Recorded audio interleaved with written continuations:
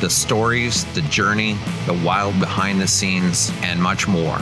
I'm Dave Anthony, and I'm the host of From Garage to Stadiums.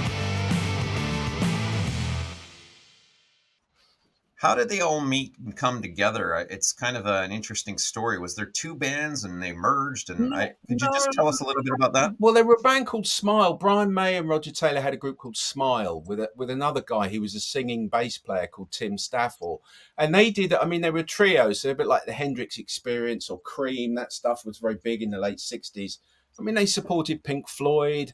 They supported Hendrix, but they never really got a break. I think they made a couple of demos and a small single, but it never took off. But Freddie Mercury was their friend from art school. He was a friend of Tim Staffel's, and he hung around them all the time. And he wasn't shy about giving them advice. You know, you should do this, you should do that. He suggested they become more flamboyant and told them what clothes they should wear. And when Tim Staffel went, look, I've had enough of this. We're not going anywhere. I'm leaving. He kind of maneuvered his way in there. That was, and they found John Deacon. And so you had all the four parts together, and that's what became Queen. It's an incredible story. Here's Freddie Mercury, not really a singer, I guess, in those days, pretending to be a musician, I guess. Pretending to be. He had sung in a couple of groups. He had a group. There was a bunch of guys that came down from Liverpool that were going to try out in London. And in the summer holidays, they were all college guys, students.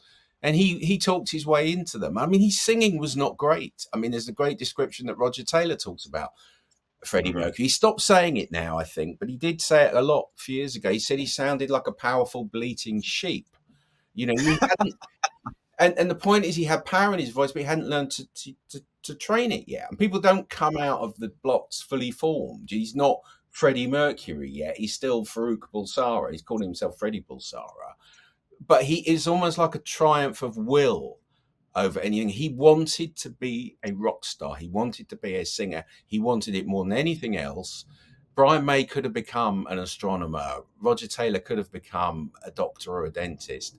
I get the impression Freddie Mercury, only thing he thought he could be was a singer in a pop group. And so he just he convinced himself he could do it.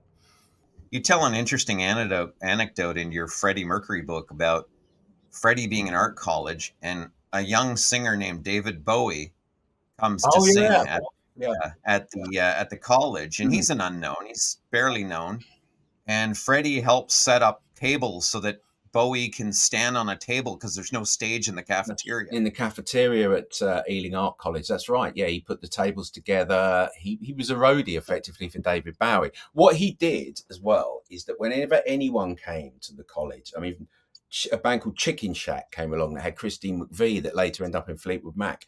He jumped, when they'd finished, he got on the piano after she'd gone and was playing on the piano till the roadies were like, look, get off.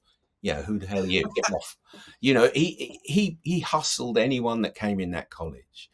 He wanted to know, how do you become successful? What have you done? So he was watching, learning the whole time. But I mean, it's amazing, the David Bowie thing. Who knew they were going to do a song together years later? Yeah, and we'll get to that because that's a powerful song. The first concerts they played as sort of the foursome with Deacon, etc. Like they really, I mean, it took a while to build an audience. Did they not sort of play the pub circuits or bars, or how did they play small venues? They did some small venues. They played at the Imperial College a lot. But what really happened is they got signed up to a sort of management stroke publishing company that, you know, took them on board, but took everything on board. They said, look, you know, we'll pay for your equipment, but you have to sort of do what we say. You have to sign your song publishing over to us. We'll also sort out your management. It's the sort of deal that really wasn't very healthy business wise. But because there was a part of that, they then got kind of trapped into that arrangement. I mean, you were getting to the point when they made the first album. So for a long time, they were off the road making this first album. That took a long time to come out. So I think they felt they lost a lot of ground.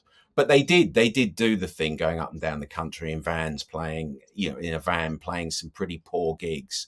You know, 3 people, a barman and a dog, you know, that kind of stuff. They did go through that. They did go through that process. Who do you think was their early influences to their sound, because we're going to get here. I guess we've got albums Queen 1 and Queen 2, Keep Yourself Alive, these kind of tunes on there. What was the early influences, do you think, on their sound? I think Led Zeppelin was a very big part of it. I mean, they went to see Led Zeppelin. I mean, you know, there's a letter Freddie Mercury wrote about seeing Led Zeppelin at the Lyceum in London, 1969, I think, and just absolutely raving about it. Definitely Zeppelin, definitely the band Yes, you know, who had those sort of high pitched vocals and those harmonies. John Deacon was a very big fan of Yes. Roger Taylor told me apparently that he said he was appalled by John Deacon's fascination with a Yes album called Tales from Topographic Oceans, which if you ever heard it, it's 4 sides of vinyl, 4 songs on 4 sides. Yeah. And it long, winding songs. Sounds exactly like you'd imagine it. And I remember Roger Taylor saying, you know, I was just appalled by Deaky loving Yes so much. But you can hear that in that early Yes, in that early Queen music. It's a mix of that stuff, and obviously the Beatles as well. The Beatles, the Who, you know, everything that was around at that time. Right. There was an interesting anecdote, I think, in your book that said that Roger Taylor was asked to join Genesis. I don't know if he did. I sort of asked him about that once, and he fudged it a little bit. I know they supported Genesis before Phil Collins had joined, and there was some noise, there was some chat about we're looking for another drummer. I'm not sure if he was ever sort of formally approached. Okay. Yeah.